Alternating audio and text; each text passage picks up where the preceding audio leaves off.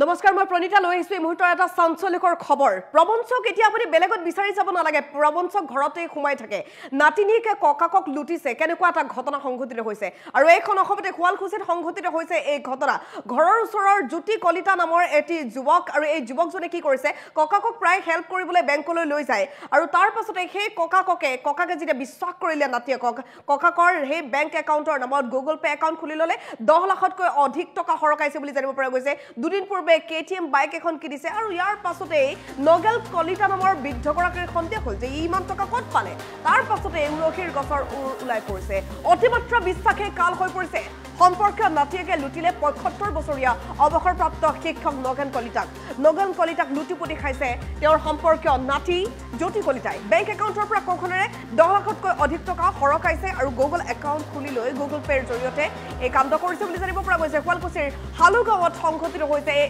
চৰম প্ৰবঞ্চনাৰ ঘটনাটো শাৰীৰিকভাৱে অসুস্থ নগেন কলিতাৰ মূৰত এতিয়া সৰগ ভাগি পৰিছে যে যাকে বিশ্বাস কৰিলো সেই এনেকুৱা কৰিলে গতিকে বিশ্বাস এতিয়া কাক কৰিম সহায় হ'ব বুলিয়ে বেংকলৈ প্ৰায় ঘৰৰ ওচৰৰ জ্যোতি কলিতাক লগ কৰিছিল সম্পৰ্কীয় নাতিয়ে বুলি জানিব পৰা গৈছে আৰু অতি বিশ্বাসেৰে কেতিয়াবা জ্যোতি কলিতা নামৰ যুৱকজনক এটিএম কাৰ্ডো এৰি দিছিল যে এই টকা কেইটামান উলিয়াই আনিছো কিবা এটা কৰি দিছিল এনেধৰণে সহায় লৈছিল আৰু সৰলতাৰ সুযোগ গ্ৰহণ কৰি জ্যোতি কলিতাই ককাক নগেন কলিতাকে ঠগিলে 10 লাখতকৈ অধিক ধন হৰকাই লৈ গৈছে কিছুদিন পূৰ্বে জ্যোতি কলিতাই 3 লাখ টকাৰ এখন কেটিএম বাইক ক্ৰয় কৰিছে কোনো কৰ্মসংস্থাপন নথকা জ্যোতিয়ে বাইকখন কেনেকৈ কিনিলে সন্দেহ হ'ল নগেন কলিতা নামৰ বৃদ্ধগৰাকীৰ তাৰ পাছতে বেংকৰ বহি আপডেট কৰিলে উৰহীৰ গছৰ এতিয়া ওলাই পৰিছে যে জ্যোতি কলিতাই তেওঁৰ ককাকৰ বেংক একাউণ্টৰ নামত গুগল পে খুলি ল'লে আৰু সকলো কাণ্ড কৰিলে আৰক্ষীৰ কাষ চাপিছে এতিয়া অৱসৰপ্ৰাপ্ত শিক্ষক নগেন কলিতা শুৱালকুছি আৰক্ষীয়ে গ্ৰেপ্তাৰ কৰিছে প্ৰবঞ্চক নাতি জ্যোতি কলিতাক গতিকে এনেকুৱা প্ৰবঞ্চকৰ পৰা সাৱধান আপোনাৰ ঘৰতো থাকিব পাৰে এনেকুৱা প্ৰবঞ্চক বা আপুনি যাক বেছি বিশ্বাস কৰে তেওঁ বন্ধুবৰ্গৰ মাজতো প্ৰবঞ্চক থাকিব পাৰে আপুনি যাক বেছি বিশ্বাস কৰে বেষ্টি বুলি কৰি থকা বেষ্টিও আপোনাৰ বিশ্বাসঘাতক ওলাব পাৰে আপুনি যাক বিশ্বাস কৰে নিজৰ ঘৰখনৰ মাজতে সিবলিঙৰ মাজতে এনেকুৱা ঘটনা হ'ব পাৰে আৰু অসমত আজিকালি এনেকুৱা প্ৰবঞ্চনাৰ ঘটনা বহুত বেছি বৃদ্ধি পাইছে এইগৰাকী অৱসৰপ্ৰাপ্ত শিক্ষক নগেন কলিতা তেওঁ ঘৰৰ ওচৰৰ সম্পৰ্কীয় নাতিয়েক জ্যোতি কলিতা এজন যুৱকক প্ৰায় বেংকলৈ লৈ গৈছিল কিবা এটা কাম থাকিলে সুবিধা হৈছিল আৰু কেতিয়াবা এটিএমখনো এৰি দিছিল মুঠৰ ওপৰত বহুত বেছি বিশ্বাস কৰিছিল আৰু সেই বিশ্বাসৰ আঁৰত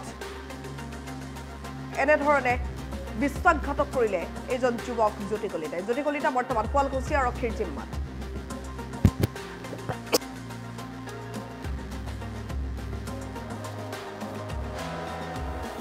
এজন অৱসৰপ্ৰাপ্ত এতিয়া বয়স 80+ শাৰীৰিকভাৱে অসুস্থ এই অসুস্থতাৰ কাৰণে দেউতাৰে সম্পৰ্কীয় নাতি জ্যোতি কলিতা দেউতাই এটিএমখন কাৰ্ডখন দিয়ে মাজে সময়ে তাৰপিছত কি কাৰণত কিবা সি অসৎ উপায়েৰে তাৰ ফোন নম্বৰটো ৰেজিষ্ট্ৰেশ্যন দেউতাৰ একাউণ্টৰ লগত ৰেজিষ্ট্ৰেশ্যন কৰি সি গুগল পে খুলি লৈ 2021 চনৰ পৰা সি ধন আত্মসাৎ কৰি আছে যদিও আমাৰ দেউতাৰ মানে বেলেঞ্চটো চেক কৰা হোৱা নাছিল কাৰণ দেউতাৰ তেনেকুৱা পইচাৰ অভাৱ নাছিল মই যিহেতু কাম কৰোঁ তাৰপিছত এদিন কি হ'ল এনেকৈ সি চুৰ কৰি আছে আমি গম নাপাওঁ মায়ে পূজাৰ কাৰণে 1000 টকা পদুম ফুলৰ কাৰণে থৈ দিছিল এই মানুহজন আহিছিল যিয়ে পদুম ফুল দিব তাৰপিছত সেই মানুহজন আহিল হেন সময়ত এগৰাকী তিৰোতা আহিল বৰ বিপদত পৰিছে 1000 টকা লাগে মায়ে সেই তিৰোতাক গৰীক দিলে তাৰপিছত এই মানুহজন দিবৰ কাৰণে মায়ে ওচৰৰে আমাৰ বেংক মিত্ৰৰ তাত গ'ল 1000 টকা উলিয়াবলৈ লগে তাত মেছেজ গৈছে সি ফোন কৰিছে আইতা পইচা কিয় উলিয়াইছা ইয়াত বেংকৰ মানে হাত দিছে নহয় য'তে ত'তে ল'বা তাৰমানে সি ভয় হৈছে আৰু বেলেঞ্চটো গম পাম তেতিয়া আমি বেলেঞ্চ চেক কৰিলোঁ বেলেঞ্চটো বহুত ল' হ'ল তাৰপিছত ল' হওঁতে আমি বেংকক গ'লোঁ বেংকৰ পৰা আমি 2 বছৰমান আগৰ পৰা ষ্টেটমেণ্ট আনলোঁ তেতিয়া গম পালোঁ গুগল পে খোলা আছে গুগল পেত তাৰ নাম্বাৰটো এণ্ট্ৰি আছে তেতিয়া সিক আমি ফোন কৰি মাতিলোঁ সি কথাখিনি স্বীকাৰ কৰি লৈছে ঘৰৰ ল'ৰা আমি তথাপিতো সিহঁতে এটা ডেট দিছিল বাট চালোঁ 2টা ডেট পাৰ হৈ গ'ল এতিয়া ডেটৰ কথা ক'লে সিহঁতে কোনো গুৰুত্ব নিদিয়াৰ কাৰণে এতিয়া আমি আইনৰ ওচৰত চাপিছোঁ কোন থানাত দিছে এতিয়া শুৱালকুছি থানাত দিছোঁ কিমান পইচাটো আত্মসাৎ কৰিছে এতিয়া 10.5 লাখৰ ওপৰত আছে এতিয়া আপোনাৰ দেউতাৰ অৱসৰৰ লোৱাৰ পইচা পেঞ্চনৰ পইচা প্লাছ দেউতাই এটা লোনৰ পইচাও আছিল অলপ কি নাম তেওঁৰ ল'ৰাজনৰ নাম জ্যোতি কলিতা দেউতাক সুৰেশ কলিতা কি কৰে তেখেতে ল'ৰাজনে একো নকৰে দেউতাকে ৰং মিস্ত্ৰীৰ কাম কৰে, মাজে সময়ে কৰে, সদায় কাম নাই। কিমান বছৰৰ পৰা এনেকৈ আত্মহাত কৰিছে পইচা? আমি বেংকৰ পৰা 21 চনৰ পৰা আনিছোঁ, 21 চনৰ লাষ্ট ভাগৰ পৰা পইচা আত্মসাৎ কৰি আছোঁ। প্ৰায় কিমান টকা বুলি ক'লে? 10.5 লাখৰ ওপৰ হ'ব। লোৱা নাছিলোঁ, 2টা ডেট গ'ল, এটা 30 তাৰিখ ল'লে, সেই 30 তাৰিখটো যোৱাৰ পিছত আৰু 8 দিন সময় ল'লে। তাৰপিছত আমি সিহঁতক সিহঁত নিজে নাহে আৰু ডেট পাৰ হ'লে আমি ক'ব যাব লাগে, ল'লে ডেট নলয়, দিম বুলি ক'লে ডেট কোনো ধৰণৰ নলয়। তেতিয়া আমাৰ সিহঁতৰ ওপৰত বিশ্বাসটো নাইকিয়া হ'ল, আমি হাই কাজিয়া কৰিব নোৱাৰোঁ, সেইকাৰণে আমি আইনৰ ওচৰত গুচি গৈছোঁ। যোৱাকালি আমি এজাহাৰ দিছোঁ থানাত। মোৰ হ'ল কি মানে শুৱালকুছি SBI বেংকত মোৰ একাউণ্ট আছে।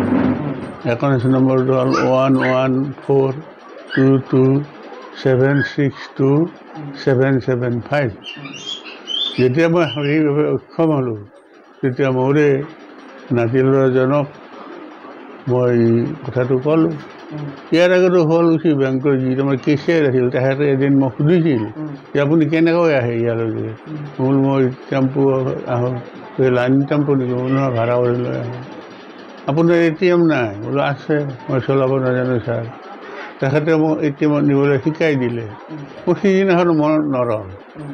যেতিয়া আমাৰ হালকত ইয়াতে ATM হ'ল, হয়তো ফাৰ্ষ্টতে লৈ গ'লোঁ, কি পইচা উলিয়ালেও 9,000 টকা। আৰু মই ক'লোঁ, বাবা মোক শিকাই সদায় তই আনি দিবি না, তই থকা তই দিলি, তই নহয় মোৰ কি হ'ব? সি শিকাই দিলেই, কিন্তু মোৰ মনত নাথাকে, নৰয়ে। কথাবিলাক মোৰ মিছ হয়। এতিয়া মোৰ তেজত এটা বস্তু বেছি হৈছে, সেইকাৰণে মোৰ কথাবিলাক মিছ হয়, শ্লিপ হয়। সেইকাৰণে সেই সুযোগটো সি গ্ৰহণ কৰিলে। আনকি মই মোবাইল চলাব, মোবাইলো নাই। সি বুজি পালে যে তাইতো একো নাজানেই। সেই সুযোগতে গোটেইখিনি পইচা সি হৰলুকি কৰি নিজৰ হেৰিত আপোনাৰ কি একাউণ্টছত কিবা গুগল পে' নেকি, মই এতিয়াহে শুনিছোঁ সেইটো শব্দ, 2 এমাহ আগত গুগল পে' সেই কৰি লৈছোঁ বোধে, মই নাজানো। বেলেগ মানুহ কওঁ শুনিছোঁ, সেই তাৰমানে মোৰ যিটো আমাৰ ঘৰত মোবাইল আছে ৱাইফৰ, সেইটোত কোনোদিন মেছেজ নাহে। মেছেজ আহিলেও কিছুমান আইডিয়া এটা পালোঁ, কিন্তু আমাৰ এই মোবাইলটোত মেছেজ নাহে।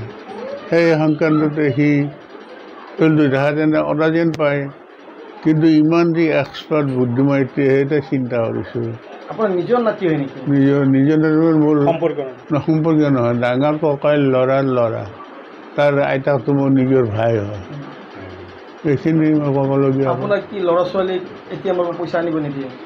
মোৰ ল'ৰা ছোৱালীৰ ল'ৰা সেইটোৱে, তেওঁ স্কুলত ব্যস্ত হৈ থাকে, তাৰ কাৰণে সি ফ্ৰী ল'ৰা, তাকে পঠিয়াই দিওঁ। বেলেগ উদ্দেশ্য একোৱেই নাই। মোৰ ল'ৰা 2জন আছিল, এনেকুৱা বয়সত এজন মৰিল। তেতিয়াৰ পৰা মই এইটো কম। ইয়াৰ নাম জ্যোতি কলিতা। ল'ৰাটো এনে কৰে মানে কি, সেই কেতিয়াবা লেবতো কাম কৰে, কেতিয়াবা আপোনাৰ শুৱালকুছি ফাৰ্মাচীত কি কাম কৰে, আৰু হালগড়তো এটা হেল্থ চেণ্টাৰ আছে, তাতো কেইজনমান কৰে। সেয়া কিমান দিনৰ পৰা পইচা ওলাব যায় আছে বেংকত?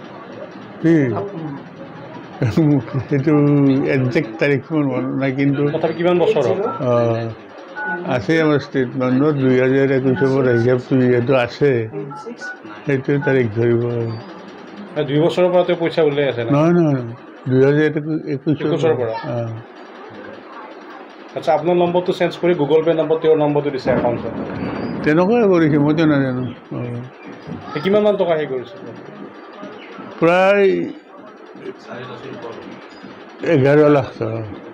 আপুনি তাক মাতি আনি কেনে সুধিছেনে এতিয়া? সি নিজে কৈছে এইবিলাক মই কৰাটো হৈছে। সি আছে, মোৰ জোৱাইটো আছে, মই কিন্তু ৰাগতে বাহিৰত বহি আছোঁ। গতিকে চিন্তা কৰিব নালাগে, মই পইচাখিনি গোটেই ঘূৰাই দিম। ব্লেংক পেপাৰত আমাৰ বাপাও আছে, সি চহী দি গৈছে। এতিয়া কি আপুনি আইনৰ সহায় লৈছে নেকি? হয়, আমাৰ শুৱালকুছি থানাত মই জনাইছোঁ, এজাহাৰ দিছোঁ।